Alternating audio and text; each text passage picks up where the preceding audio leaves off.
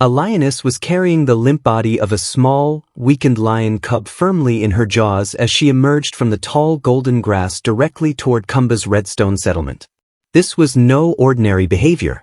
There was no circling, no defensive posturing. Across the open plains of the East African savanna, past the ancient baobab trees, she moved with purposeful, labored strides toward the man preparing hides outside his family's boma. Kumba's pulse quickened, every instinct screaming at him to retreat into the safety of the thornbush enclosure, to honor generations of tribal wisdom that warned against crossing the invisible boundary between man and beast. But the lioness stopped just beyond the woven acacia fence. She lowered her massive head and carefully released the lion cub onto the sun-baked red earth. The tiny creature barely stirred, one foreleg slick with fresh blood. The lioness raised her gaze, locking eyes with Kumba. Her eyes held no aggression, no challenge, but rather a desperate, almost human pleading, a primal cry for help that pierced through all differences. This unprecedented moment, where a predator abandoned all natural caution for the survival of her offspring, defied every teaching Kumba had inherited. He faced an impossible choice. Follow ancient fear or answer ancient trust. The wordless agony in the lioness's golden eyes was the only permission Kumba needed. He drew a slow, trembling breath and stepped through the gate opening. The lioness stiffened but remained motionless. Moving with deliberate care, Kumba crouched beside the lion cub. Its breath came in shallow, irregular gasps, and a vicious wound tore across its small foreleg. The silence radiating from the lioness carried more weight than any thunderous roar. Gently, Kumba gathered the fragile body, wrapping it in a soft goatskin before backing toward his dwelling. He understood he was risking everything on an invisible, unspoken covenant. The lioness followed to the fence line, lowering her head to rest at the spot where her cub had lain. She made no attempt to breach the boma's boundary, but her unblinking stare remained fixed, a constant, heavy presence monitoring Kumba's every action. Inside, the modest dwelling transformed into a makeshift healing space. Based on the wound's depth, pattern, and placement, Kumba quickly understood. The lion cub had likely fallen victim to a territorial male lion, a savage display of dominance that frequently proved fatal to the young. Working with the traditional healing knowledge passed down through his lineage, Kumba first worked to stabilize the small creature. He carefully cleansed the wound with water boiled over his cooking fire, applying a paste made from crushed morilla bark to prevent infection, a vital treatment his grandfather had taught him for deep injuries. He used thin strips of tendon to create crude but effective stitches, closing the deepest section of the gash. He prepared an infusion of aloe and fever tree bark, gently dripping the medicine into the cub's mouth, and positioned the small body near the fire's warmth to maintain its body heat. Each careful, tender movement carried a silent promise to the fierce mother watching beyond the fence. "I am healing, not harming." The gravity of the situation weighed heavily upon him.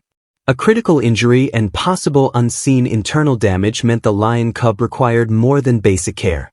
But first, it needed to survive until the morning sun. Time became Kumba's greatest adversary. He settled beside the fire, one weathered hand resting gently against the cub's ribs, feeling for the faint, rhythmic pulse of life. Outside, the lioness remained like a carved stone guardian. Her presence a silent, unwavering vigil against the dangers of darkness. Each passing moment represented a small, hard-won triumph in the tiny body's battle for survival.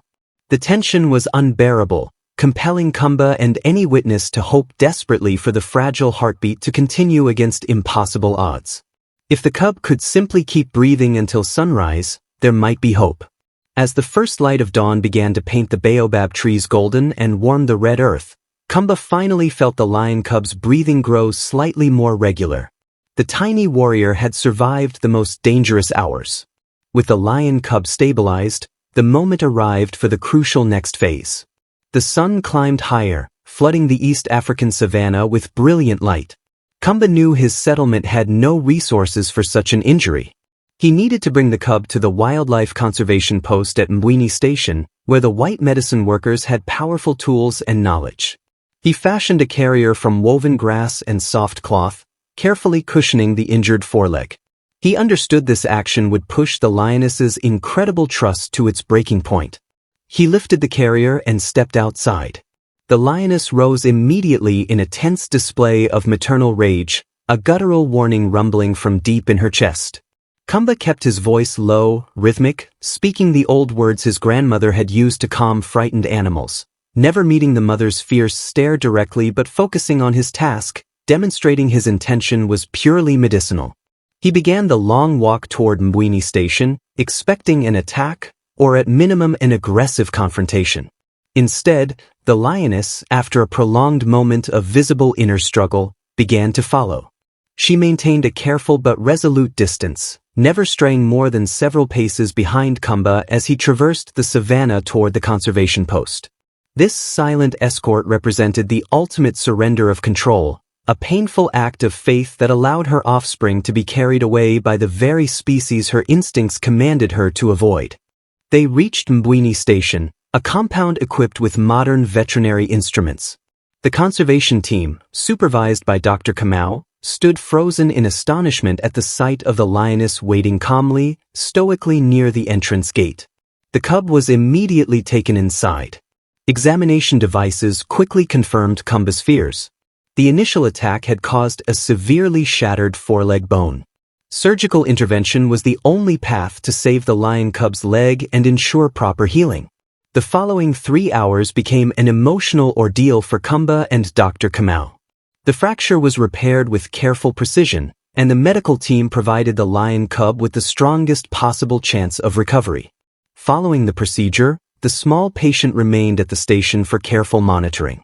As twilight descended, Kumba made the long walk back to his settlement, frequently glancing behind him, but the lioness had vanished. The following morning, Kumba returned to Mbwini Station to collect the lion cub. Back at his boma, he placed the lion cub, now bandaged and drowsy, onto the familiar red earth outside his fence. He waited. He scanned the golden grass and the silhouettes of the baobab trees. The lioness was nowhere visible. A profound sadness settled in his chest. Had the extended separation destroyed her trust? Had she abandoned her cub? He understood the reality as he gently carried the lion cub back inside his dwelling. Her watch had concluded when her purpose was fulfilled. She hadn't lost faith. She had simply confirmed her trust was justified and had placed her cub's recovery entirely in his hands. Her absence was a powerful, wordless expression of gratitude. Weeks transformed into months. The lion cub, now moving with playful vigor and growing strength, had been successfully returned to the savanna. The incident became a cherished memory, a tale of miraculous cross-species understanding. Life returned to the familiar rhythm of hunting, gathering, and tending livestock for Kumba. One late afternoon, Kumba was traveling on foot across a distant section of the savanna, herding several goats back toward his settlement, the ancient baobab trees casting elongated shadows. Suddenly, a sharp pain shot through his ankle as he stepped awkwardly into a hidden warthog burrow. He collapsed, his ankle twisted severely, unable to bear his weight. He managed to drag himself to the partial shade of a thorn bush. The isolation of the savanna felt suddenly threatening, too exposed. His attention was immediately captured by subtle movement in the surrounding grass. Before he could react, a series of high-pitched, menacing cackles shattered the quiet. A massive pack of hyenas emerged from the bush encircling his vulnerable position. They were gaunt, coordinated, and numerous, their eyes fixed on Kumba with predatory calculation. The danger was immediate and overwhelming. Kumba gripped his walking stick tightly, knowing it offered minimal protection against such numbers. He was trapped, injured, and alone. The hyenas closed their formation, testing his defenses with darting approaches and aggressive snapping. Their eerie calls signaled a prolonged, inevitable assault. His scattered goats had already fled in panic, and help from his settlement was impossibly distant.